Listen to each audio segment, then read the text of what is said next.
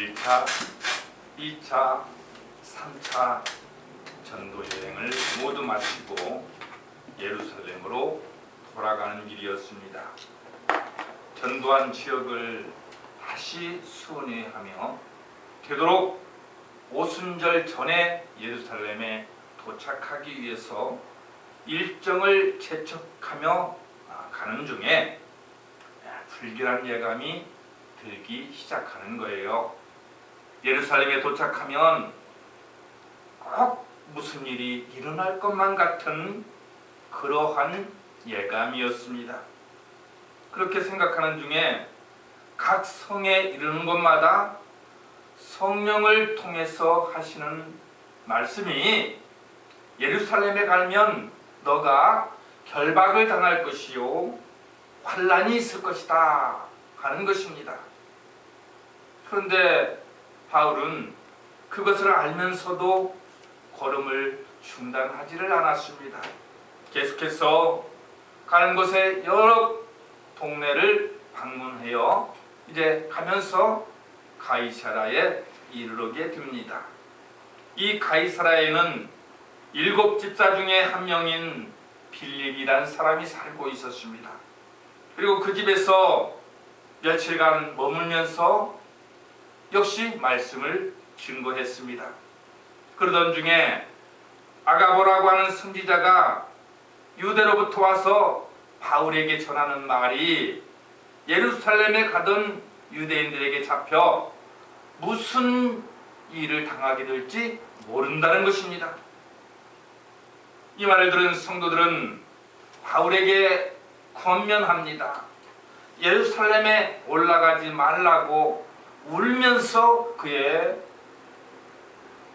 몸을 붙잡았습니다. 그러나 바울은 이 모든 것을 뿌리치고서 예루살렘으로 그저 올라가는 것입니다. 그리고 어떻게 되었을까요? 가자마자 염려하던 그런 것이 다 닥치게 됩니다. 바울은 붙잡혀 결박되고 맙니다. 예루살렘으로 향하여 가는 이 바울 사도의 모습, 많은 사람들의 염려의 말과 그리고 그들이 붙잡는 그 행위들을 뿌리치고 가야만 했던 이 바울 사도의 모습에서 우리는 사명자의 가는 길이 어떠하며 우리가 어떤 자세로 주님을 따라가야 하는지를 이 시간 생각해 보기를 원합니다. 본문 21장 11절에 이렇게 말씀합니다.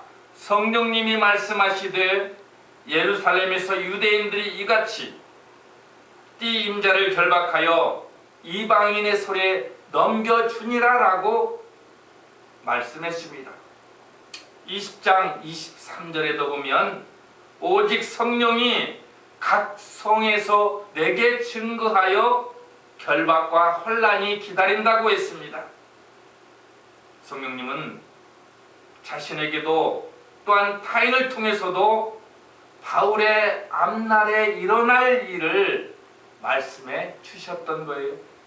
바울 사도들은 그러한 성령님의 지시를 받고 앞으로 일어날 그 모든 것들을 알았습니다. 그럼에도 불구하고 그는 올라갔다는 거예요. 오늘 성령님이 말씀하신 것도 중요한 것이지만 사실은 그 이전부터도 바울은 이미 각오하던 게 있었습니다. 그것이 뭡니까? 마지막 길인 것을, 그가 가는 이 길이 마지막 길인 것을 그 자신 스스로 잘 알고 있었다는 거예요. 자, 바울은 성령의 지시를 그렇다면 거부했던 것입니까? 그런 것입니까? 오늘 성령이 일러준 대로 그가 그 길을 피할 수도 있었습니다. 그런데 그가 이미 알고 있는 그러한 사실을, 핍박과 고난을 받을 것이라는 그 사실을 알아버렸던 그가 왜 고집을 부렸을까요? 그러나 이것은 고집이 아니었습니다. 바울은 성령님의 지시를 너가 지금 가는 그 길을 가지 말라, 이렇게 받은 것이 아닙니다. 바울은 성령님의 지시를 가기는 가되 미리 대비하라는 그런 것으로 받았습니다. 알지 못하고 갔다가 당황스러운 모습을 보이게 될지도 모르니 미리 각오를 다지고 가라는 말씀으로 그는 받아들였던 것입니다. 성령님은 가지 말라고 명령하신 것이 아닙니다.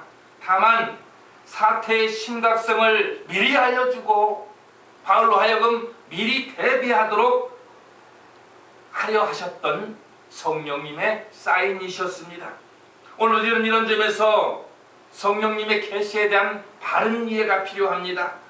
안다는 것이 꼭 가지 말아야 한다는 뜻이 아님을 오늘 우리가 알아야만 되겠습니다. 무슨 일이든지 알고 행하는 것과 모르고 당하는 것은 많은 차이가 있습니다. 알고 행할 때는 어떻게 될까요? 대처할 힘이 있습니다. 확신이 있고 가치가 있는 것입니다. 지금 예루살렘으로 가는 길은 어떤 길입니까? 그곳에서 바울의 환영 인파가 기다리고 있습니까? 아니면 만세삼창을 외쳐부르는 많은 행렬이 있습니까? 바로 그 길은 영광의 길이 아닙니다.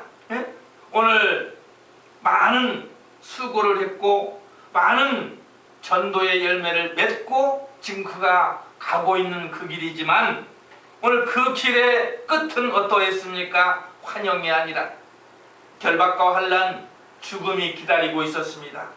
그것을 눈으로 똑똑히 목격하면서도 그는 묵묵히 그 길로 나갔던 것입니다. 이것이 사명자가 가는 길이고 신실한 성도들이 나가야만 하는 길인 것입니다. 오늘 보면 21장 13절에 보게 되면 바울이 이렇게 이야기합니다. 너희가 어찌 울어 내 마음을 상하게 하느냐? 나는 주 예수의 이름을 위하여 죽을 것도 각오하였느니라. 이렇게 말합니다. 자, 무엇을 안다고 하는 것은 매우 중요합니다. 하지만 거기에는 책임이 따르고 위험도 따릅니다. 오늘 성령의 예언을 통하여 자기가 가는 그 길 끝에서 위태로움이 기다리고 있다는 것을 알게 됩니다. 그렇지만 이 일은 그러한 일련의 과정을 통해서 오늘 바울은 잘못했으면 사단의 계략에 빠질 뻔했던 것입니다. 오늘 사람들이 바울에게 용기를 주고 더욱더 기도를 해 주어야 하는데 오히려 사사로운 인정에 매달리는 것입니다.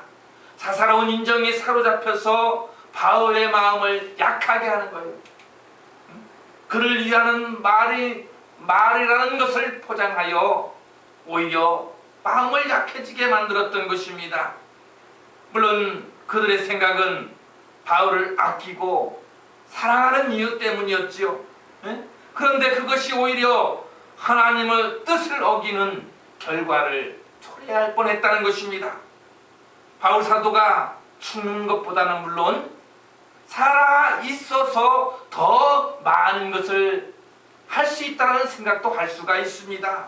그러나 이것은 사람의 생각일 뿐입니다. 바울은 그렇게 매달리며 애절하게 붙잡는 그들을 뿌리치고 인정을 초월해서 예루살렘으로 갔습니다. 보고 싶은 얼굴들,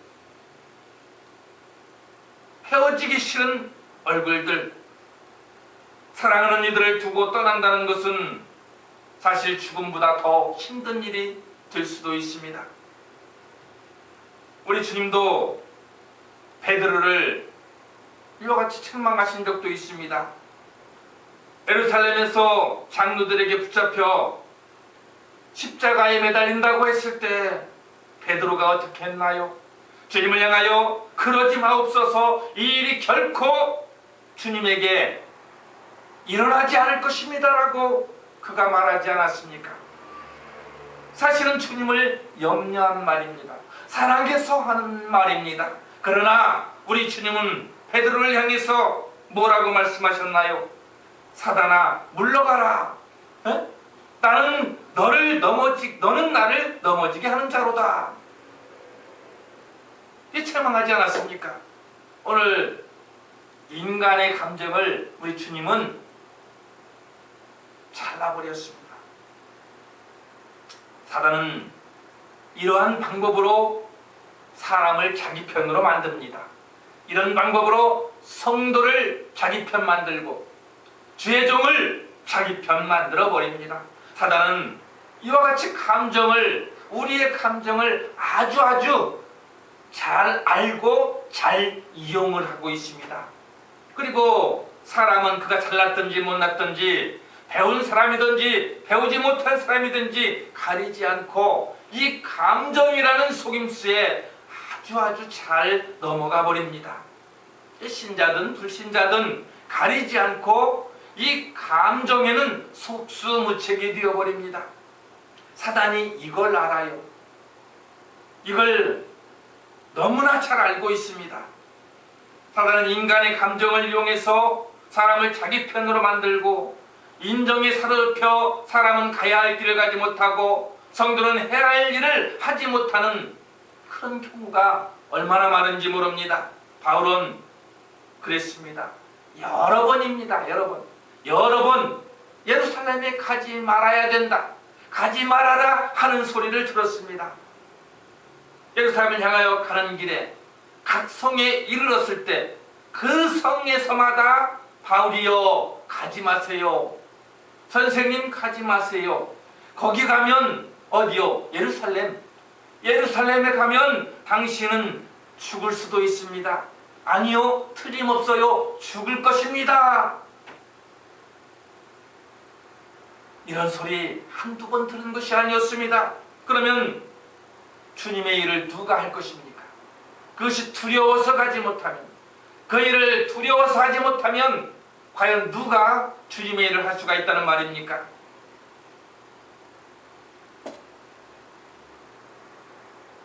그런데 대중은 그렇지 않았습니다. 이보십시오, 많은 사람이 다 이와 같이 말하지 않습니까? 다수를 따르십시오. 이런 소리를 바울은 가는 곳마다 듣게 되었습니다. 처지를 바꿔서 생각해 보십시오. 우리도 그렇지 않습니까? 내가 좀 힘이 들겠지만 주님의 일을 포기하는 일은 없다. 어떠한 힘든 일이 있더라도, 어떠한 핍박을 받는다 할지라도 나는 주의 일을 감당할 때에 좌고우면하지 않겠다, 이렇게 결심 다짐하고 이 길을 가는데, 누가요? 주의 종이. 가정이 평안해야 주님의 일도 감당할 수가 있지. 사람이 굶고도 하나님의 일을 할 수는 없지 않느냐, 이렇게 말하는 주변 사람이 있습니다. 다 나를 위하고 생각해서 하는 말일 수 있습니다. 그러나 신자가 사명자를 이렇게 설득해버린다면 사명자도 마음이 흔들릴 수가 있습니다. 그런데 주변은 한술 더 뜨는 것입니다. 이 사람 저 사람이 나서서 맞장구를 치는 거예요. 그럴 때 모든 사람이 다 이와 같이 말할 때 주의 종이 흔들리는 것입니다. 바울이 이런 말, 가지 말라는 말, 가면 죽는다는 말, 이런 소리를 여러 차례 수없이 들었습니다. 각성에 이르는 곳마다 예루살렘에 가면 안 된다, 가지 말아라. 그런데 더 기가 막히는 것은요, 그들이 형식적으로 지나가는 말투로 바울이여 가지 마요, 가지 마세요, 가면 당신 죽을 수 있어요, 이렇게 말하는 것이 아니라 진정성 있게, 아니요 더 나가서 애원하며 바울이여 가시면 당신은 죽고 맙니다, 당신이 죽으면 우리는 어떡하란 말입니까? 라고 간절히 애원하고 있었다는 얘기입니다. 이 말을 뿌리칠 수 있을까요? 그것도 눈물을 흘려가며 애원하며 붙잡는 그 사랑하는 사람들의 눈망울을 잊어버릴 수가 있을까요? 그러나 바울은 그 모든 것들을 다 뿌리쳐버렸습니다. 바울의 마음은 주변의 소리와 관심과 시선에 전혀 흔들리지를 않았다는 말입니다. 바울의 각오는 처음부터 바울은 그랬습니다. 나는 이 길을 가리라. 응? 바울의 각오는 확고했습니다. 사단은 이와 같아요. 이와 같이 가장 가까운 사람들의 인정을 통해서, 감정을 통해서 십자가의 길을 포기하도록 주의 종을 흔들고 있습니다. 그러므로 가까운 사람들을 조심해야 되고 그들의 소리에 때로는 귀를 막을 줄도 알아야 하는 것입니다. 누가 가라고 시켰습니까? 그것도 아닙니다. 바울은 그 길이 가지 않으면 안 될 부자연 사람도 아니었습니다. 알면서도, 알지만, 들어서 알고 성령께서 가르쳐 주셔서 알고 있지만, 알면서도 피할 길이 없어서 부득불 가는 일도 있지만 바울 경우는 그렇지 않았다는 거예요. 네? 바울은 자기의 행하는 일을 모르고 고집을 부리는 어리석은 사람이 아니었습니다. 피할 길도 있었습니다. 왜? 미리 다 알고 있었으니 말입니다. 그럼에도 불구하고 그는 그 길을 갔습니다. 왜냐하면 그가 사명자였기 때문입니다. 누가 말해준 것도 아니고 누가 명령한 것도 아니지만 바울은 자신이 메인 몸인 것을 알고 있었습니다. 바울은 자기 생각이나 계산으로 움직이는 사람이 아니었습니다. 여러분, 우리가 주의해야 될 게 있습니다. 지역에 살고 있어서 우리가 모르는 경우가 있지만 저기 수도권에 뭐 부평역이나 뭐 영등포역이나 또는 뭐 수원역이나 경기권, 수도권 이 지역에 가게 되면 다가오는 사람들이 있습니다. 착 보면 지방에서 올라온 사람이다. 또 허술한 사람이다.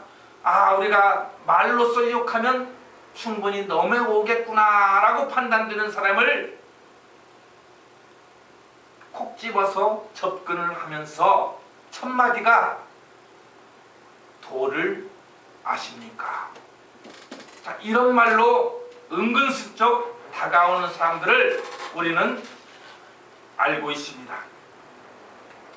이 사람들은 그들을 뭐라고 부릅니까? 속된 말로 도쟁이라고 부릅니다. 그래서 아는 사람들은 그들이 다가오자마자 손사래를 치는 거예요. 도가 뭡니까? 도를 아십니까? 성경은 도를 길도자 길을 말하고 있습니다. 자, 우리가 인생은 나면서부터 인생길이라는 것을 길을 향하여 걸어갑니다. 그런데 성경은 이러한 길이 아니라 또 다른 길이 있음을 알려주고 있습니다. 믿음의 사람들에게 믿음을 통해서 알려주고 있습니다. 이 길이 어떤 길일까요? 그 인생을 태어나면서부터 가야 되는 정말 그 고난과 역경의 그 길일까요? 요한복음 14장 6절에 주님께서 우리에게 다가오셔서 이렇게 말씀하셨습니다. 내가 곧 길이라고 말씀하셨습니다. 그런데 이 길이 어떤 길이냐? 에레미야 32장 39절을 보게 되면 하나님을 떠나 있던 이스라엘 백성을 향하여 이렇게 말씀하셨습니다. 내가 한 길을 주리라. 오늘 한 길을 주리라고 했습니다. 이 길은 의의 길이라고 했습니다. 오늘 하나님은 이 세상을 사랑하셔서 독생자를 이 땅에 보내주셨고 우리는 그분의 은혜로 인하여 믿음으로 말미암아 구원을 받게 되었다. 우리는 이것을 복음이라고 말하고 있습니다. 요한복음 5장 39절은 모든 성경은 한 분을 가리키고 있다 했습니다. 그분은 예수님이셨습니다. 성경은 말씀합니다. 로마 3장 23절에 우리는 다 죽음으로 가는 길을 걷고 있었는데 한 길을 통해서 자유함을 얻게 되었다는 것입니다. 그 한 길은 성경은 말씀합니다. 우리에게는 비밀이었는데 내가 곧 그 길이니 라고 말씀하시면서 요한복음 14장 6절에 와서야 비로소 그 비밀이 풀려지게 되었다는 것입니다. 한 길이, 에레미야 32장 39절에 말씀하는 한 길이 바로 그 요한복음 14장 6절에 말하는 그 길이었습니다. 원문에는 원문 헬라어를 보게 되면 헤오도스라고 말하고 있는데 오늘 번역하면 내가 곧 그 길입니다. 길은 보통 명사입니다. 그러나 내 앞에 더라는 정관사를 붙임으로 말미암아서 오늘 이스라엘 백성임은 누구나가 다 아는 구약의 인물들도 알고 있고 신약의 주님 앞에 나온 백성들도 다 알고 있고 복음적으로 오늘 저와 여러분도 알고 있는 바로 주님은 지금까지는 비밀이었던 에레미야 32장 39절에 예언된 한 길이셨다는 것을 드러내 보여주고 계시는 것입니다. 그러니까 한 길은 어떤 길입니까? 바로 믿음의 길이었습니다. 하나님은 한 길을 통해서 이사야 53장 6절에 우리 죄를 그에게 담당시키셨다. 한 길이신 예수 그리스도께 우리의 모든 죄를 담당시키셨고 그 길은 히브리서 10장 20절에 십자가에 열려지게 된 길이었다는 사실입니다. 오늘 하나님께서는 그 길을 통해서 성경은 말씀합니다. 요한복음 1장 12절에 기록하여 우리들을 자녀 삼아 주셨다고 하시는 것입니다. 다른 길은 없습니다. 다른 복음도 없습니다. 다른 이름도 없습니다. 오직 예수뿐입니다. 또 다른 구원자 없습니다. 예수로 말미암자는 다른 방법으로는 전혀 구원이 없습니다. 바울은 이 비밀을 깨달은 이상 비록 그가 가는 길이 험난하고 비록 그가 가는 길 끝에서 붙잡혀서 결박당할 수 있지만 그가 가는 길이 고난의 길이라는 것을 알았지만 그가 멈출 수가 없었던 것입니다. 왜? 가야만 하는 길이었기 때문입니다.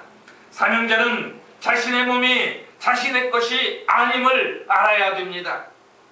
자기가 원하든지 원하지 않든지 상관없이 하나님 뜻이기에 움직여야 하는 것입니다.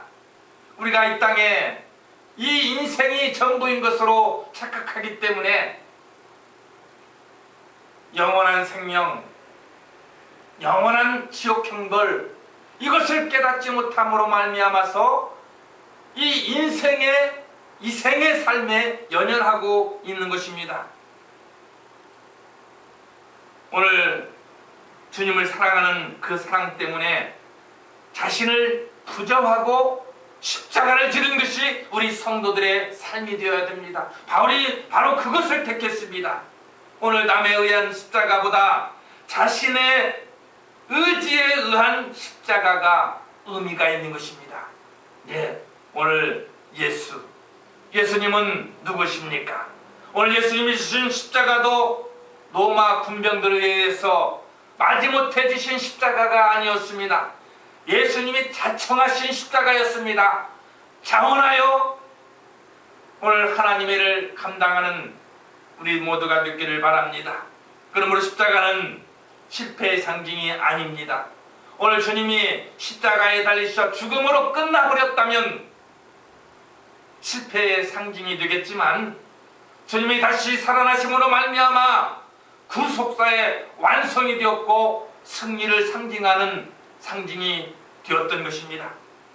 오늘 예배의 자리에 나오신 사랑하는 성도 여러분, 우리가 가는 길이 혹시 마지못해 오늘 가는 길이라면 그렇게 생각해 왔더라면 사고를 바꿔야 됩니다. 오늘 시간 그 사고를 되돌릴 수 있기를 바랍니다. 사명 때문에 자원하는 일이 될 때에 가치가 있고 의미가 있기 때문입니다. 오늘 성도는 우리가 타이어서 움직이는 사람이 아니라 뭐예요? 하나님의 사랑에 목마름에 얽매여서 사명의 맨 몸이기 때문에 어떠한 어려움이 나의 앞길을 가로막고 있다 할지라도 그것이 십자가일지라도 기쁘게 감당할 수 있는 것입니다. 바울은 그러한 사실을 전혀 알지 못하고 있습니다. 어떤 사실을요? 예? 오늘 바울이 예루살렘에 올라갈 때는 무슨 일이 일어날 것이며 그 후에는 어떤 일이 벌어질 것이라는 그것을 전혀 예측하지를 못했습니다. 다만 죽을지도 모른다는 사실을 희미하게 알고 있을 뿐이었습니다. 이 길 끝이 노마가 된다는 사실을 전혀 알지 못했습니다. 예, 노마에 가서 복음을 전해야 된다 하는 사실을 알지를 못했습니다. 노마에 가서 복음을 전해야 된다는 것은 바울 사도의 원래 희망이었습니다. 그래서 우리가 사도행전 1장 8절의 말씀을 보게 되면 오늘 주님이 그와 같이 대명령하셨죠. 땅끝까지 이르러 복음을 증거하라는 명령지. 오늘 우리가 여기에 주목해야 됩니다. 땅끝까지 이르러 복음을 증거하라고 하신 그 땅끝까지의 명령지, 바로 그곳은 로마였던 것입니다. 로마서 1장 15절을 보게 되면 나는 할 수 있는 대로 로마에 있는 너희에게도 복음 전하기를 원하노라, 이렇게 말했습니다. 바울은 틀림없이 로마까지 가서 복음을 전하는 것이 자신에게 주어진 임무라는 사실은 인지하고 있었습니다. 그래서 바울은 현재에 만족할 수가 없었던 거예요. 바울의 최종 목적지는 로마에 가는 것이었습니다. 세계 중심지인 로마에 가서 복음을 심는 거지, 복음을 심는 것이 땅끝까지 복음을 전하는 것으로 그가 마음속에 생각하고 있었던 것입니다. 이어서 바울은 이번에 전도 여행을 끝으로 예루살렘에 갔다가 제4차는 로마에 가려고 했던 것이 분명합니다. 1차, 2차, 3차 여행을 마치고 예루살렘으로 가는 바울의 모습은 그가 4차 전도 여행을 꿈꾸는 것을 볼 수가 있습니다. 그런데 상황이 이상하게 돌아갑니다. 불길해져 가는 것입니다. 바울은 이런 상황 속에서도 자신 속에 한 가지 막연한 확신이 있었습니다. 그것이 뭡니까? 하나님은 틀림없이 자신을 로마까지 가게 하리라는 것. 지금 상황이 여의치 않지만, 힘들 것은 자명하지만, 그러나 내가 갈 수 있다고 확신하는 것은 바로 하나님의 최종 명령지가 로마였기 때문입니다. 로마 시민권이 있는 사람은 유대인들의 법대로 할 수 없고 로마법에 따라 재판받을 수 있으므로 로마까지는 가야 하겠다는 어떤 가능성을 그가 가졌는지도 모릅니다. 오늘 하나님의 방법은 사람의 생각과는 다르니까요. 바울은 죽음을 무릅쓰고 각오하고 예루살렘으로 갔는데 하나님은 죽음이 아니라 로마에 가게 하기 위하여 이와 같은 일들을 예비하셨던 것입니다. 하나님의 계획이셨습니다. 예, 바울은 만약에 예루살렘에 가지 않고 그 어떤 미래에 닥칠 일을 두려워하였다면, 숨어 있다가 다른 방법으로 로마에 가려고 했다면 분명히 실패했을 것입니다. 사람의 생각과 사람의 계획은 실패할 수밖에 없습니다. 그리고 그가 로마에 가서 복음을 전하고자 했던 그 복음 전도의 꿈은 수포가 되었을 것입니다. 생각해 보십시오. 지금 가는 이 길 끝에는 오늘 생포와 결박이 기다리고 있었지만, 그래서 그가 죄인의 신분으로 끌려가고 말았지만